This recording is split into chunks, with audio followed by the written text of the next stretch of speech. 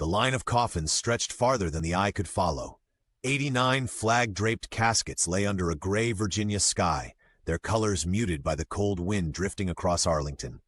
The air smelled of rain and cut grass, filled with the hushed sound of boots and mourning. Soldiers stood at attention, faces carved from discipline, while families wept into folded hands. The bugle's call broke through the quiet, soft, heavy final. Behind the line of mourners stood Sergeant Riley Cole, motionless. 32 years old, her posture unshaken, her eyes fixed forward, her mind elsewhere. No medals pinned to her chest, only the weight of guilt and unfinished work pressing on her shoulders. The whispers around her were low, sharp, carried by the wind. "They say she was supposed to stop it," one voice muttered. "She was on the team that failed," another replied. Riley didn't turn. She didn't react. Her phone vibrated once in her pocket. She glanced down at the message, Sentinel HQ. No signature, no explanation. Just an order that meant the war wasn't done with her yet. She straightened her cap, looked once more at the silent graves, and walked away from the field of flags toward the unknown waiting in the shadows. The doors of Task Force Sentinel slid open with a hiss, flooding the corridor with sterile white light. Riley stepped through, her boots echoing against the metal floor. The air inside smelled like recycled oxygen and old coffee. Familiar, military, unforgiving. Riley had once been a sniper for the 2nd Battalion, 75th Ranger Regiment. She'd been discharged after a classified mission went wrong, an operation buried so deep no one dared to mention it. Now they wanted her back.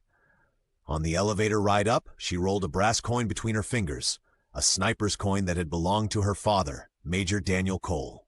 It was the only thing recovered from his last mission decades ago, when he vanished in Laos under a cloud of silence. The Pentagon sealed the details. The world forgot. But Riley never did. The elevator doors opened to reveal Colonel Marcus Harlan, her father's old comrade. The years had carved lines across his face, but his eyes still held the same command presence she remembered from childhood photos. "Good to see you, Riley," he said. "Wish it were under better circumstances." He tapped his tablet, bringing a map of Montana onto the screen. Red dots blinked across the ridgelines. 6 weeks, 89 dead, every shot, 1 round to the head. No survivors, no trace. Whoever did this, they're not testing their aim, they're testing us. He paused, eyes flicking toward her. "We've identified the shooters. Former Russian operatives, an all-female sniper cell called Valkyrie's Eye. They move in groups of 3, strike from over 2 kilometers out, and vanish before drones can even mark heat signatures." Riley studied the glowing map. Extreme range precision, suppressed .338s, thermal optics. That's not field skill, that's doctrine. At the table, Major Ethan Briggs, younger and cockier than experience should allow, leaned back in his chair. "Doctrine?" he smirked. "Come on, Colonel. You really think one woman can outshoot a cell trained to disappear? We've got satellites losing them every time." A few officers chuckled under their breath. Harlan's tone hardened. "She's not just any woman, Major. She's the only sniper alive who's faced this kind of enemy and lived." Briggs shrugged. "Maybe she got lucky." Riley's voice was calm even. "Luck doesn't pull triggers, discipline does." The laughter died. On the map, one coordinate pulsed brighter than the rest. Riley recognized it immediately, the same location her father's team had last transmitted from before disappearing in Laos, a place the records said no one survived. The next morning, the mountain range east of Sentinel Base was alive with frost and tension. A small crowd gathered at the test range, officers, analysts, technicians, and one smug Major Briggs. Cameras rolled. The challenge was simple: prove herself. They handed her a custom M2010 sniper rifle, stripped of luxury, just the essentials: cold metal, clean glass, balanced weight, a tool she understood better than most people. "Blindfold her," Briggs said, voice dripping sarcasm. "Let's see the legend in action." Riley didn't argue. She let the black cloth settle over her eyes and began assembling the rifle from memory. Every click, every motion was smooth and unhurried, ritual born of repetition. 80 seconds later she finished, blindfold still on. When it came off, she adjusted the scope, checked the wind, and began the test. Every shot hit center mass, 40 rounds, 40 perfect impacts. The observer's confidence cracked into silence. Then she asked for a coin, a small brass one, the same size as the one in her pocket. She balanced it on the target stand at 200 meters.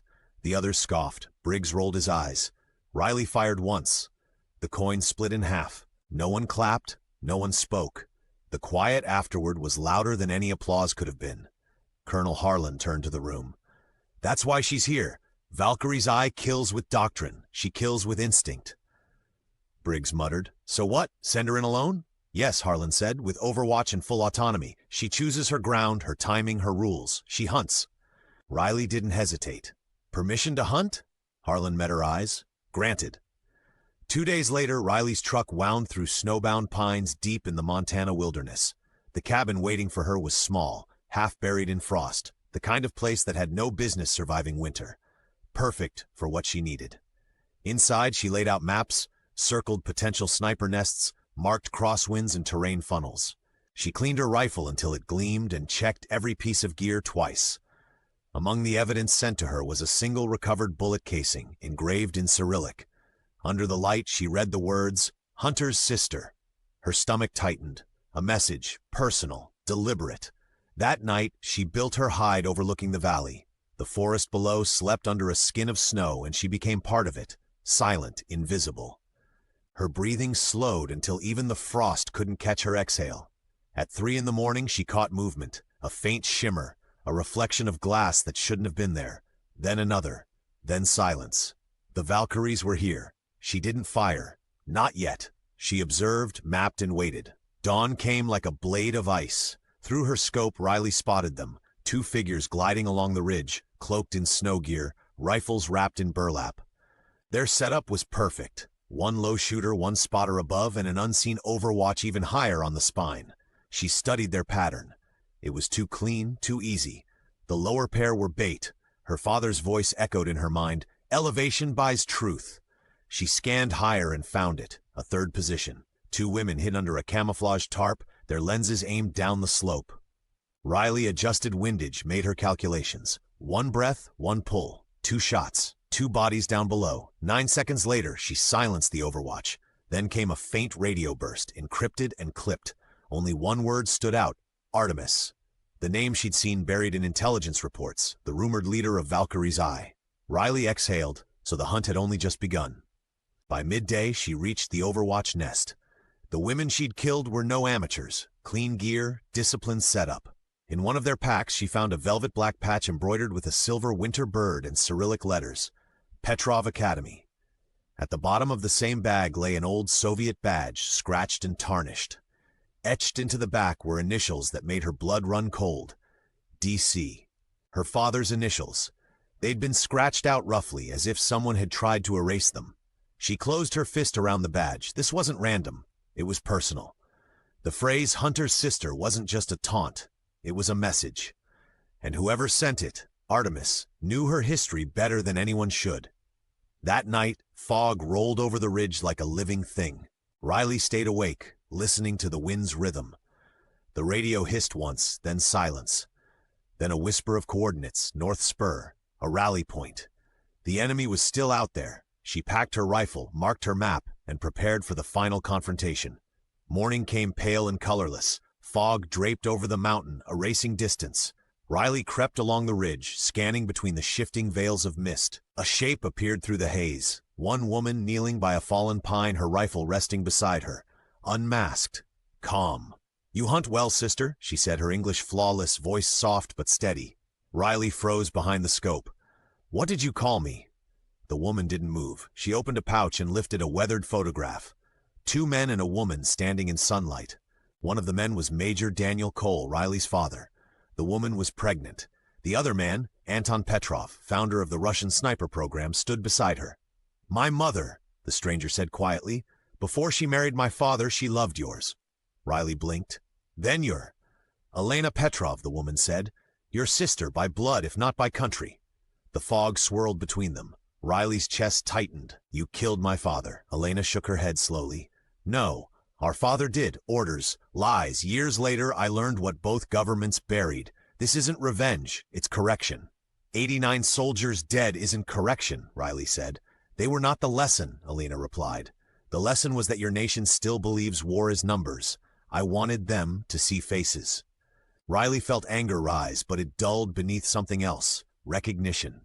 The woman across from her wasn't insane. She was tired, just like her. Elena's gaze softened. I wanted you to come. You understand patterns. You break them. You're not afraid of silence. That's why I left the trail. Riley kept her rifle trained, but her tone lowered. So this is your peace offering? A confession on a mountain? Elena's lips curved faintly. This is my ending. Every sniper knows when it's time to stop shooting. I built this road so the one person who could finish me would know why. She lifted her rifle, not to aim, but to make it clear she wouldn't run. You don't have to shoot a woman surrendering, she said softly. You only have to shoot another sniper doing her job. Riley's heart slowed. The world shrank to her breathing and the weight of the crosshairs. Her father's coin was warm in her pocket. I don't hate you, she whispered. Elena nodded once. Then you'll do it clean. The wind stilled. One breath in, one breath out. Riley squeezed the trigger. The shot echoed once, then the mountains swallowed the sound. When the Black Hawk arrived, the fog had begun to lift. Rangers moved through the trees with quiet precision, rifles low. Riley stood beside Elena's body, hands open, eyes calm. There was no triumph, no relief, only stillness. Colonel Harlan stepped off the helicopter and took in the scene, the fallen sniper, the patch placed beside her, and next to it, Riley's father's coin. He saluted. The gesture was simple, reverent, final. Riley didn't return it. She didn't need to. Major Briggs followed, his usual arrogance gone. I was wrong, he said quietly, about everything. Riley nodded once, acknowledged. The evidence team collected the gear, the bodies, the data. Harlan gave the order to lift off. Riley pocketed the coin and the old Soviet badge, the metal pressing cold against her skin, two legacies bound by one ending. Back at Sentinel HQ, Riley debriefed. Her report was precise, stripped of emotion. 4 hostiles neutralized. Leader confirmed as Elena Petrov, codename Artemis. Final contact terminated. When she laid the photograph and the badge on the table, Harlan said nothing. He only closed the folder and murmured, some stories don't belong in archives. Briggs entered the room and saluted her, a clean, wordless gesture. If you ever need me on your line, he said, just say the word. She gave him a nod. Understood. As Riley walked through the corridors, soldiers straightened quietly. No applause, no ceremony, just nods, salutes, and respect earned through silence. At the memorial wall, she placed the Soviet badge in a glass case beneath the 89 etched names. The scar where her father's initials had been carved out caught the light. She didn't add the photo. Some truths were meant to stay on the mountain. That night, in the mess hall, someone slid a cup of coffee to her without asking. She stared out the window at the mountains fading into darkness. The world was quiet again, but it didn't feel empty. Weeks later, an internal investigation revealed the hidden rot behind the massacre. The attacks had been funded by Howard Brennan, a defense contractor Riley once knew from her scholarship days.